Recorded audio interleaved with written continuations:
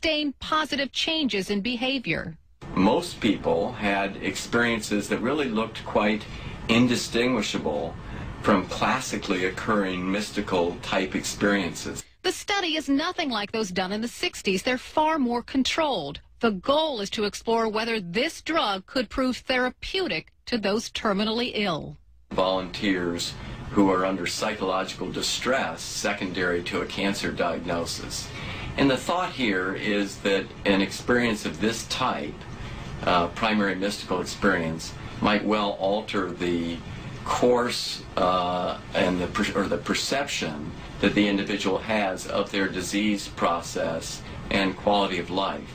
As for those volunteers who took that long, strange trip on Johns Hopkins couch, the study says most have no regrets and feel their world is a better place because of it. Well, guess what? We've got another drug. It is synthetic, and it makes you love everybody. It's called ecstasy. Now, who doesn't want to take ecstasy? You know, when I think about it, that first time, it was like 2.5 hours of complete and utter rest. Rest from worry, rest from anxiety. You can walk up to perfect strangers and have a conversation with them like you've known them your entire life. You smile at people and they smile back. Like, you just feel like part of something, like everyone loves you and you love everyone else. My 19th birthday party, I had like 15 of my closest friends, and we all did it, and we all just sat in a room and just bonded, and everybody like opened up and shared and gave massages to each other, and it was still, if I look back, probably the best birthday I've ever had. This morning, the Drug Enforcement Administration is announcing its intention to place the drug known as MDMA, or by the street name ecstasy, under emergency controls in Schedule 1.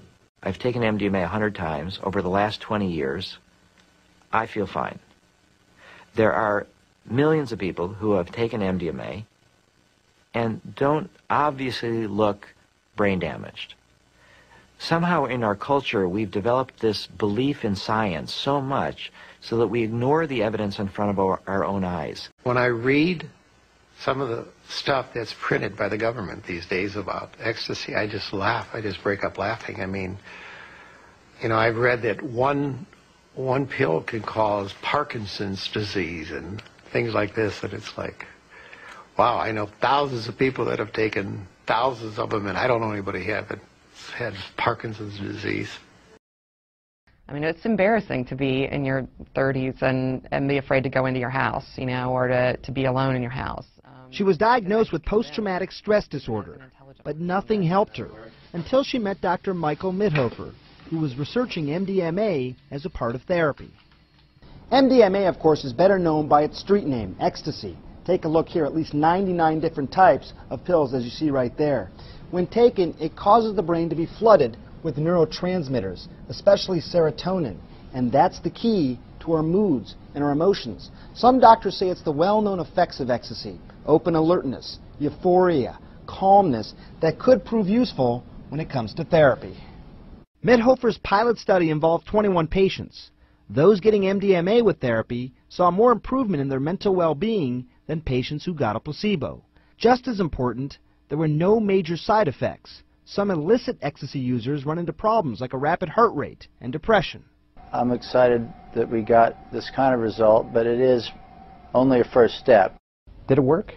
Oh, I'd say absolutely. I'm just going, wow, I can't believe I have this in my head. I can't believe it's in me.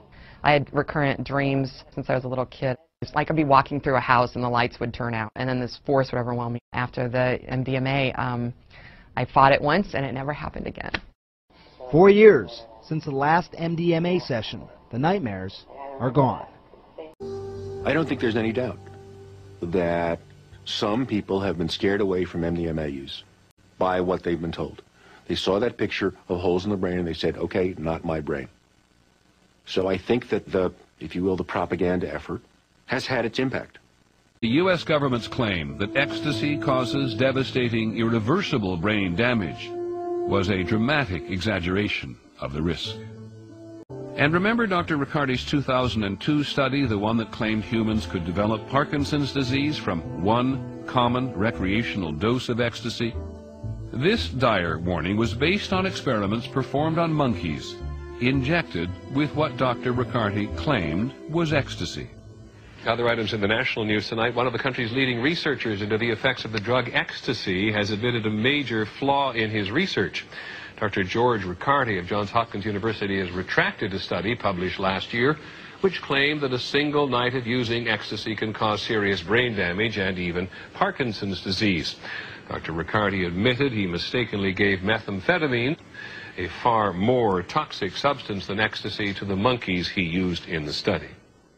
The government has been determined to stop the spread of ecstasy by making dramatic claims about brain damage that are exaggerated and unconvincing. And the ecstasy users we talk to are simply not listening. It's called dimethyltryptamine. It's produced by your pineal gland. It's actually a gland that's in the center of your brain. It's the craziest drug ever. It's the most potent psychedelic known to man. Literally, but the craziest thing is about it is it's natural. And your brain produces it every night as you sleep. This leaf here is the chacruna leaf, and this vine here is the ayahuasca vine. And the two of these together are what make the magical brew and the healing medicine that we drink in the ayahuasca ceremonies. It's a human neurotransmitter. It exists in every single one of us, and yet it's one of the most illegal substances in the world. It's more illegal than heroin. It's just as illegal as it is the most illegal substance you could possibly get. Yet it exists in almost every ecosystem. It's in grasses and animals. It's the pineal gland that produces it. Literally, is your third eye. In reptiles, it actually has a retina, a cornea, and a lens. When we increase this compound inside of our brain, what we're really doing is increasing awareness. We're increasing our connection with Source. We're empowering ourselves, and we're actually activating the body. We're becoming more aware of our experience of life here on Earth.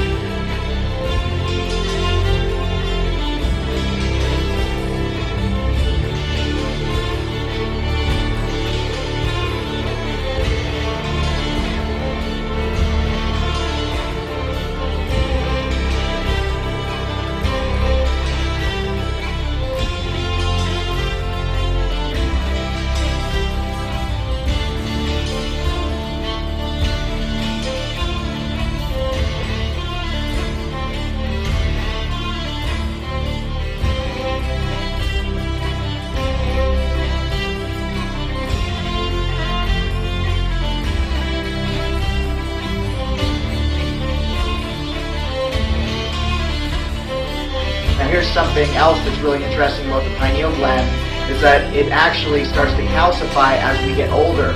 But the calcification is actually caused from the fluoride that's in water. That's right, the very tap water that you drink.